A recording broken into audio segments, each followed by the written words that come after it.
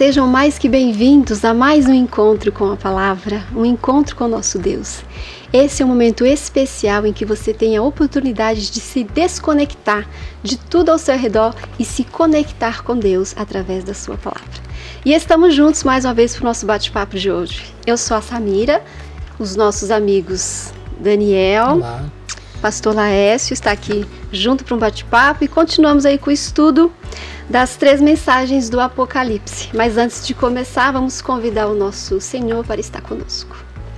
Santíssimo Deus e Pai, aqui estamos mais uma vez para aprender mais da Tua graça, do Teu amor, da Tua palavra, das revelações que nós encontramos aqui no Apocalipse. Pedimos aqui, clamamos a presença do Espírito Santo conosco, para que Ele nos ajude a entender, Pai, todas essas questões aqui, em especial da lição dessa semana que nós iremos recapitular aqui. Esse mesmo Espírito Santo que inspirou João para escrever esse livro, que ele possa nesse momento trabalhar na nossa mente, no nosso coração, não só nós que estamos aqui, mas aqueles que nos acompanham também, aonde quer que eles estejam, que eles recebam nesta hora a Tua graça. Nós clamamos, pedimos isso, agradecidos, em nome de Jesus nós oramos. Amém. Amém. E o nosso tema de hoje será a lição 5, a boa notícia do juízo. E o verso relevante dessa semana está em Apocalipse 14:7, se você quiser acompanhar conosco. E nos diz assim: dizendo com voz forte, temam a Deus e deem glória a Ele, pois é chegada a hora em que Ele vai julgar. E adore aquele que fez o céu, a terra, o mar e as fontes das águas. A boa notícia do juízo. Será que é uma boa notícia mesmo quando se fala de um juízo em que seremos julgados? Com certeza, para muitas pessoas, é algo assustador, amedrontador, né? Terrível, né, de se falar. Muitas pessoas se assustam ainda quando se fala nisso, porque imagine ter que prestar contas de si mesmo diante de um Deus que sabe todas as coisas mais profundas, o Deus que vai trazer o juízo a todas as obras, até mesmo a que estão escondidas, que sejam boas, quer sejam más. A minha irmã sempre menciona o juízo, ela ilustra como um grande telão, um telão gigante em que vai descer ali e vai começar a passar um filme da nossa vida ali, as nossas boas ações. E aí a gente começa a tremer, né? Porque como seres humanos, nós tememos mesmo a isso. Não quer que ninguém saiba, né, do que a gente fez. Aí Exatamente. tá tudo escondido, mas de repente vai passar ali na tela, todo mundo vai ver. Já quem pensou? não era. Ó, o telão vai descer. A gente sempre Juízo, mencionava brincando, né? é. O telão vai descer, vai aparecer ali as suas ações. Mas na verdade, no fim, o juízo revela a bondade e a graça. E que Deus é justo e misericordioso no modo como lida com todos nós, pecadores.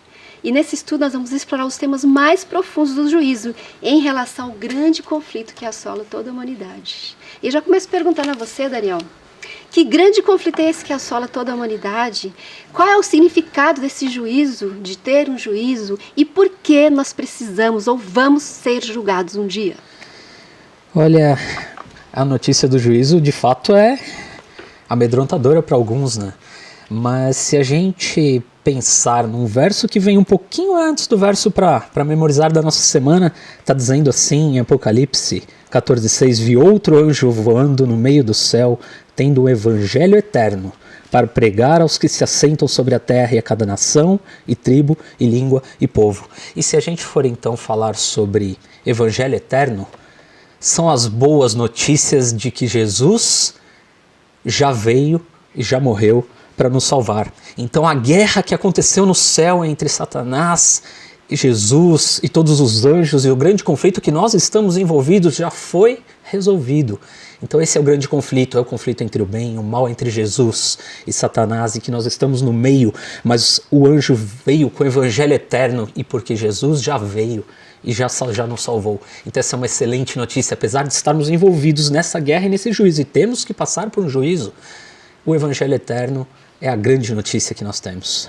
Amém. Já nos garante, né, já nos livra da condenação nesse juízo de Deus. E é uma boa notícia porque a gente pode confiar no julgamento de Deus.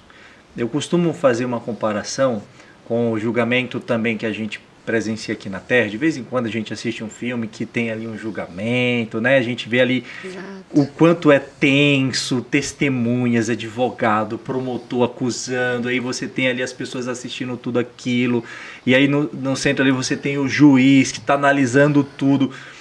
Aí a gente olha para isso, hoje a gente está passando uma situação como essa também, será que eu vou ser condenado?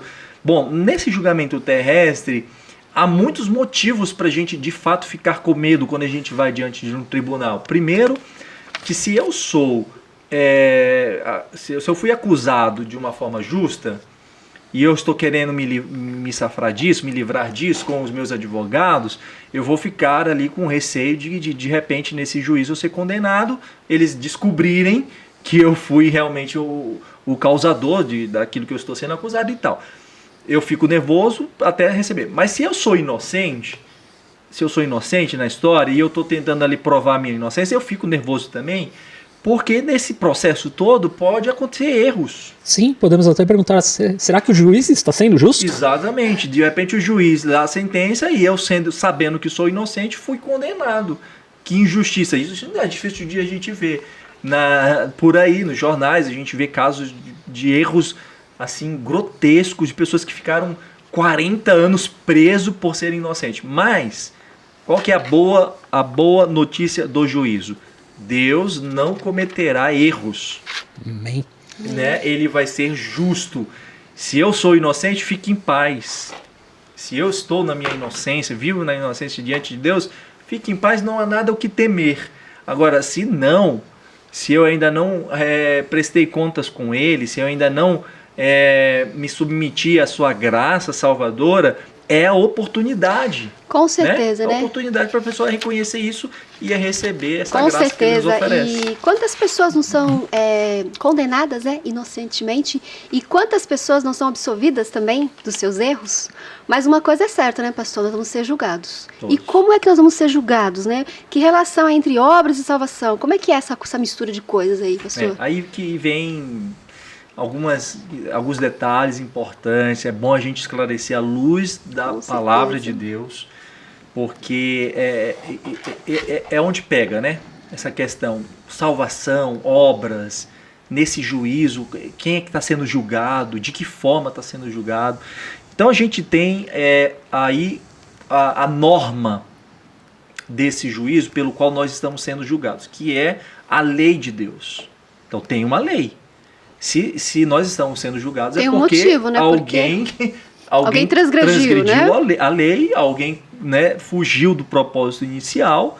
Então tem um motivo por trás disso. Com então, certeza. e o que está no centro assim, o que está sendo usado como parâmetro para esse julgamento? A lei de Deus. A lei de Deus, a lei moral de Deus, os mandamentos de Deus estão ali. Agora, então, aí nesse processo, nós somos julgados pelas obras. Pelas obras. E nós só seremos salvos se nós formos perfeitos nas nossas Precisamos obras. ser perfeitos. A lei diz que tem que ser 100% perfeito. E aí? 100%. Quem é 100% perfeito? E aí que vem um detalhe. Não tem ninguém. Não tem ninguém perfeito. Mas E aí, aí- pastor, a gente corre o risco também de achar que, né, que pecadinho, pecadão, ou achar que eu posso fazer alguma coisa por mim mesmo, achar que tá tudo bem comigo. Nossa, ó, já tô salvo. Tô fazendo tudo certinho. Guardo os mandamentos de Deus, vou à igreja, devolvo o dízimo. E aí? Tá certinho? Pode ser a pessoa mais perfeita nesse mundo, ainda estará condenada.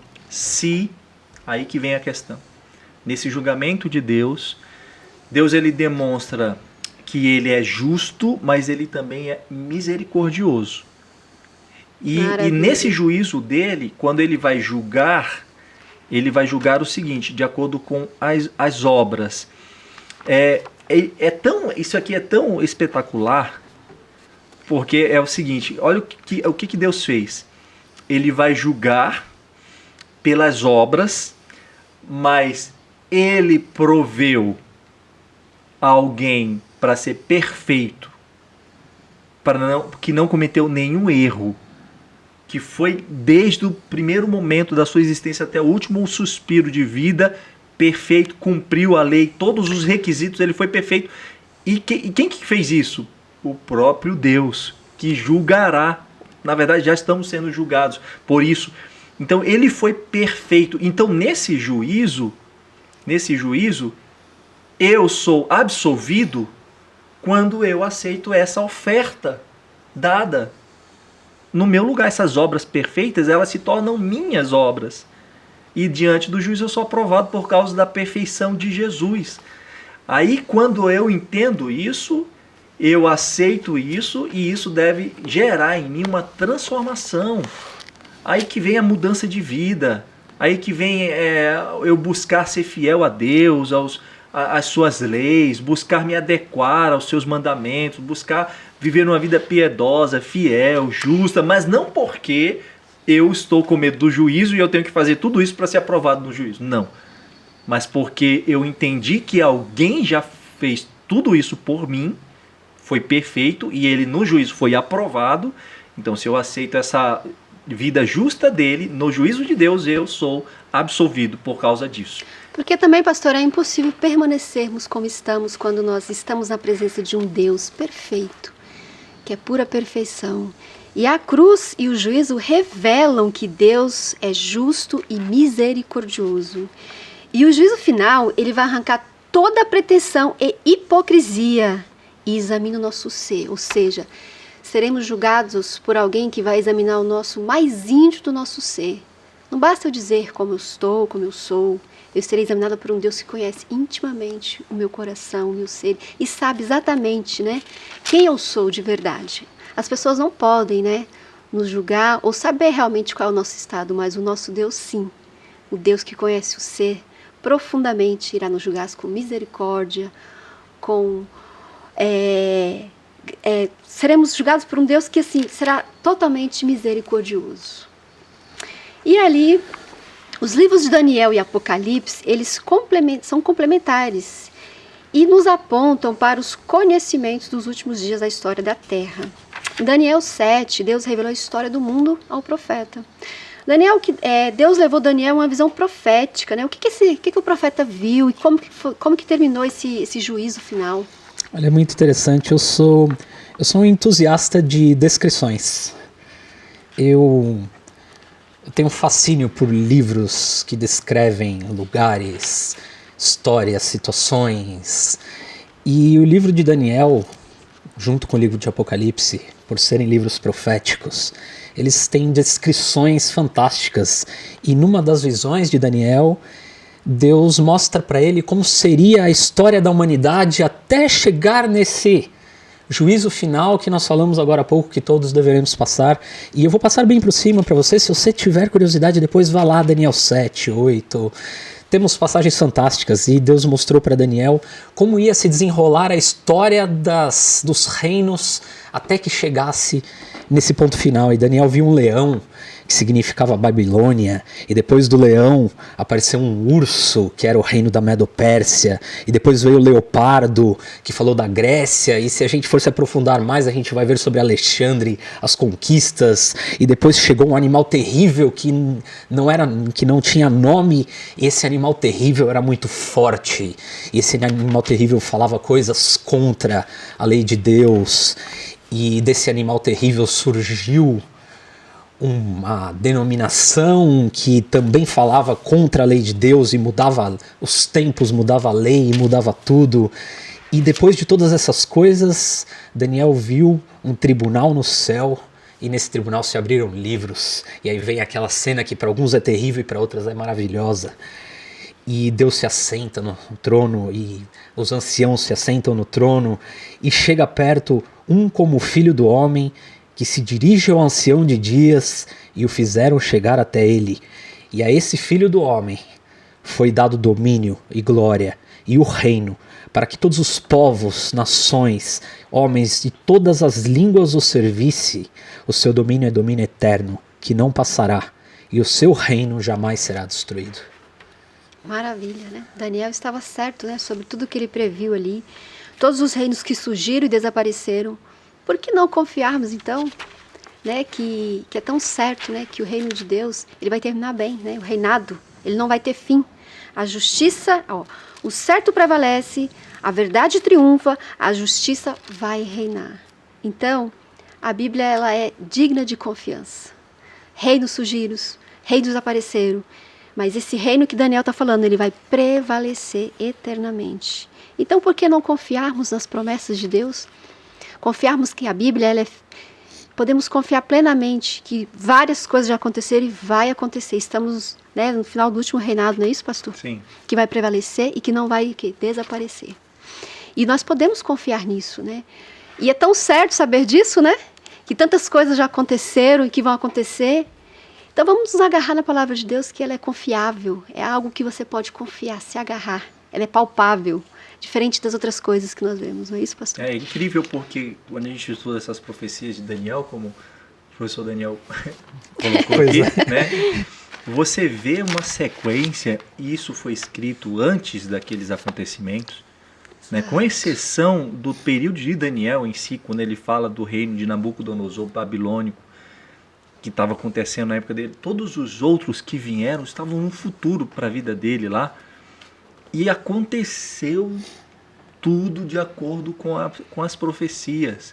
Os reinos que vieram depois, a sua descrição, como ele colocou aqui. Aí tem um ponto que aparece lá, que é a cena do juízo que ele vê, que quando se assenta o tribunal, os livros são abertos, o ancião ali que se aproxima, que se assenta no trono, né? Depois ele no capítulo 12, ele se levanta, né? O arcanjo Miguel, ele se levanta, então o momento que terminou esse período do juízo. Então, isso está acontecendo agora. Certeza. A certeza que a gente tem é porque aquilo que veio antes aconteceu. Já aconteceu. Historicamente já aconteceu.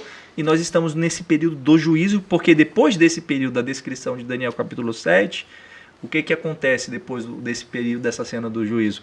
A volta de Jesus. Com certeza. E então é o que nós estamos aguardando acontecer muito em breve. Quem sabe na nossa geração a gente vê Jesus voltando nas nuvens Com do céu, certeza. né? Esse é o nosso anseio, né? O nosso desejo. E pastor, em Apocalipse 4, João também teve a visão profética. Que visão foi essa? Tem alguma semelhança com a de Daniel?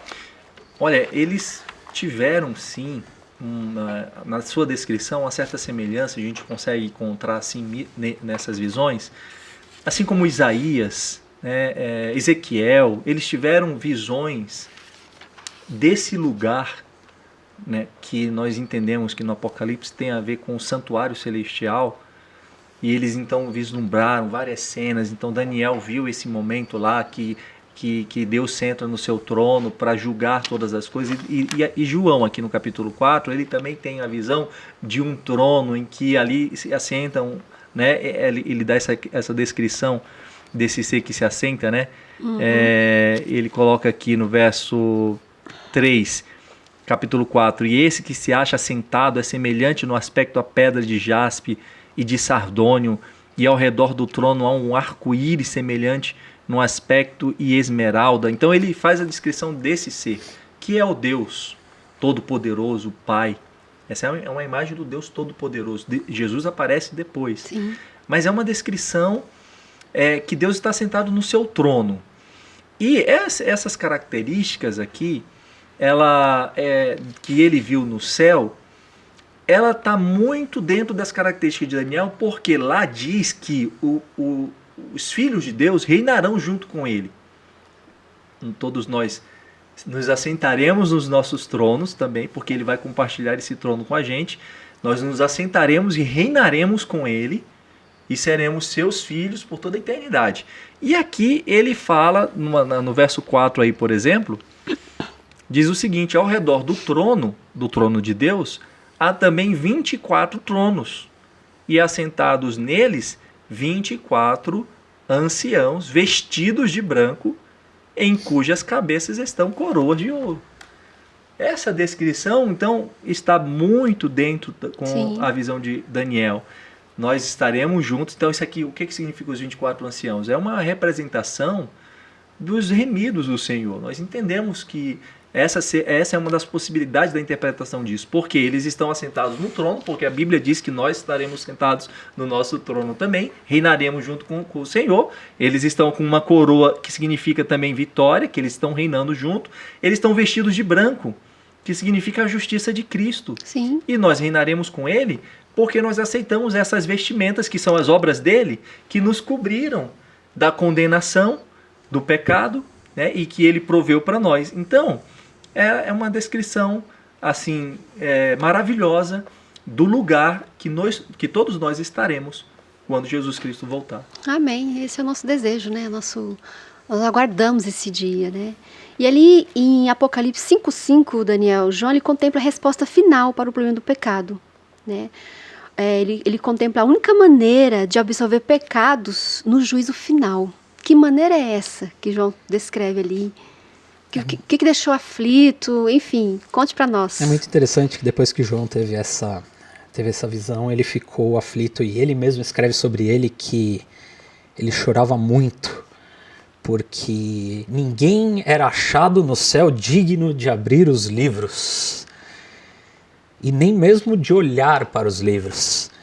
E aí, um desses anciãos que o pastor descreveu agora disse a João: não chores, eis que o leão da tribo de Judá, a raiz de Davi, venceu para abrir o livro e os seus 7 selos. Nós estamos falando simplesmente de Jesus. E nesse momento, a glória, a honra, o poder se encontram no juízo, na justiça, a misericórdia e a graça. E todas essas palavras, essas descrições estão no mesmo lugar, acontecendo ao mesmo tempo. E é por isso que nós temos que ficar contentes e felizes, porque o juízo é também a manifestação da misericórdia e da graça de Jesus. Nós não temos o que temer, como a Samira falou no princípio, não vai descer um telão e nesse telão aparecer os nossos pecados mais escondidos na nossa alma, para que todo o universo veja as coisas absurdas que nós fazemos, pensamos a respeito dos outros. Não, Jesus vai esconder esse telão com um manto e falando assim: eu morri por ele, porque ele me aceitou apesar de ser indigno. E Satanás não vai poder fazer nada, porque ele, apesar de falar, ele não tem direito, Jesus vai falar, mas eu fiz isso por ele. Ele tem direito. Ele tem. Nós não temos, mas ele tem. E ele escolheu compartilhar com todos aqueles que o aceitarem.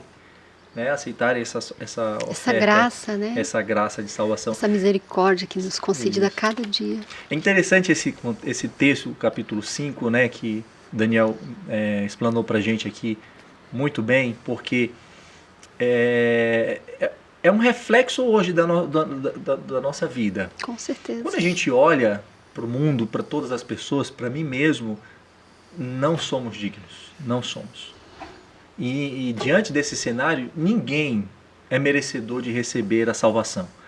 Nesse caso aqui, João ele tem essa visão e ele olha para todos os lados, não vê ninguém também, ninguém digno, porque tem um livro selado, mas ninguém, e ele chora muito por causa disso. Então esse é um desespero nosso, quando nós olhamos para nós mesmos, as nossas obras, vem o desespero. Aí eu penso assim, impossível eu ser salvo. É impossível ser salvo, não tenho como salvar, mas calma. Aí chega um ancião, calma, nem custa pedido, olha lá, pois o que apareceu lá? O verso 5, né? Não chores, não fica desesperado. Eis que o leão da tribo de Judá, a raiz de Davi, venceu. Ele venceu. E por ele ter vencido, ele compartilha essa vitória com todos nós. Com certeza, e Jesus. Por isso nós recebemos essa graça, a salvação. Foi essa maravilhosa graça que Deus nos concede através da cruz do Calvário, que ali ele morreu por mim e por todos nós, seres humanos, pecadores, que nos garante, né, essa vitória em Cristo Jesus. E também para a gente estar sempre diante de nossos olhos, né, quem somos. Nunca podemos esquecer quem realmente nós somos, miseráveis pecadores, e que carecemos da graça de Deus. Nada que você faça, suas boas ações, nada vai te garantir que você passe, né, desse julgamento sem ser julgado perfeitamente, porque você não tem como. Nada que você faça de bom aqui, ainda assim você vai ser um miserável pecador e carece dessa graça diariamente na sua vida. E saber que seremos julgados, pastor, isso pode impactar nosso dia a dia, impacta. É uma boa notícia o juízo ou não? De tudo que a gente já falou aqui, é uma boa notícia saber que vamos ser julgados? Com certeza, porque há algumas questões aqui. esse julgamento de Deus é para trazer o fim.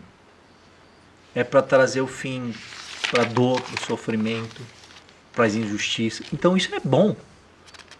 Porque eu não quero, e eu acho que vocês também, os amigos que nos assistem, ninguém quer continuar vivendo num mundo desse injusto, mal, que você olha para um lado e para o outro, as pessoas são insensíveis, não tem mais amor no coração, as pessoas não estão nem aí para os outros, elas só pensam em si próprias, só pensam em se autopromover, são egoístas, conforme a descrição bíblica, né, para esse tempo.